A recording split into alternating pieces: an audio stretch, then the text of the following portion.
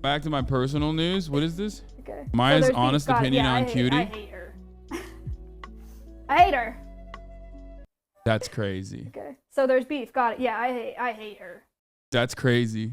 I mean, I knew it because like Maya is, an evil person, like a very, very, very aggressive person, famously.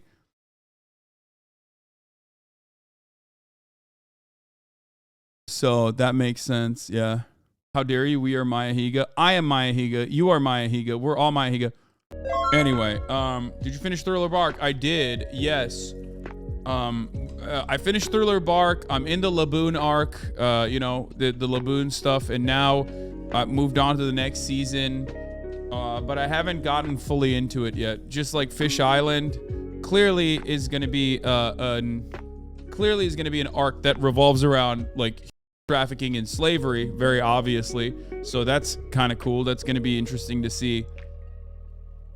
Speaking of slavery, as a matter of fact, another anime that is surprisingly, I'm not going to say Marxist, but like literally recognizes the concept between indentured servitude and wage slavery is Vinland Saga, which I never would have guessed would be the type of anime to address such an issue.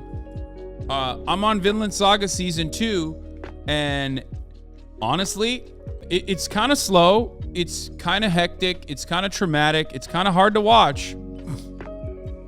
Okay? I'm going to give you guys this. I'll tell you this much.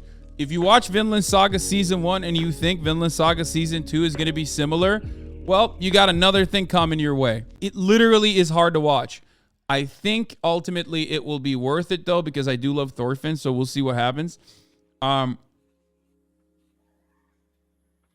assume it's worth it. There is a lot of like farming simulator going on, which will piss you off. But there are points. Hard to watch as in gory or boring. No, hard to watch as in like literally no gore happens for a while. It literally went from like Berserk style murder to farming simulator, Animal Crossing with slavery. Which is like such a wild shift and a change of pace from one season to the next. You're like, what the f has happened? Why did you just like slap me in the face with this Stardew Valley, And honestly, I think it'll get good. But there's a couple lines where like literally a slave, they show you from the perspective of like, they show you from the perspective of slaves how even though this master technically is like very nice to them and says like you can buy out your indentured servitude and is like significantly nicer than the expectation, the farm hands that work under the master literally mistreat the slaves worse than the master does. And very quickly the slave finds out, like one of the two slaves finds out, like it's like they're doing this to us because they themselves are no better than we are as far as their class position, but they're doing this to us specifically so that they can feel like there's someone underneath them, which is something that even liberal academics have talked about as far as can't believe I'm blanking out on his name now. Ta-Nehisi Coates, thank you. Ta-Nehisi Coates famously wrote about this exact, many people have, but Ta-Nehisi Coates famously wrote about this as far as like in the Reconstruction era and how, white working class people were pinned against recently freed African men and women. And the concept was, at least I'm not an N-word.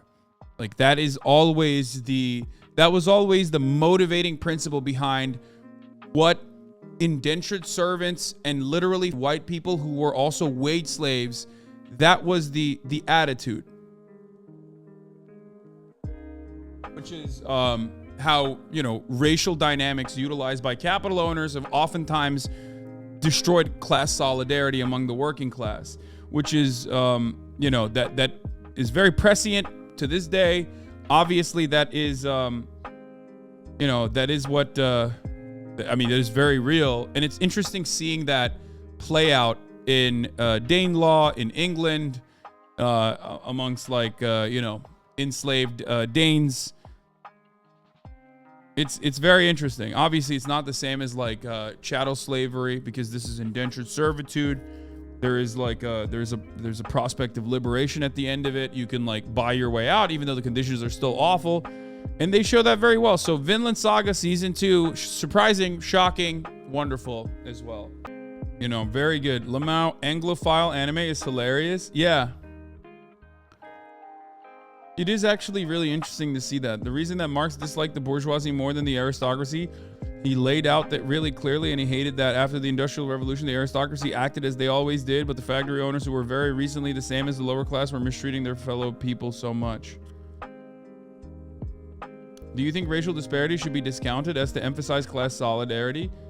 No, I have never made that argument, and I do not think that that's an argument that is adequate. I think that's ahistorical. I think racial disparities should be recognized, acknowledged. Racial wrongs need to be corrected. This is something that I talk about quite frequently.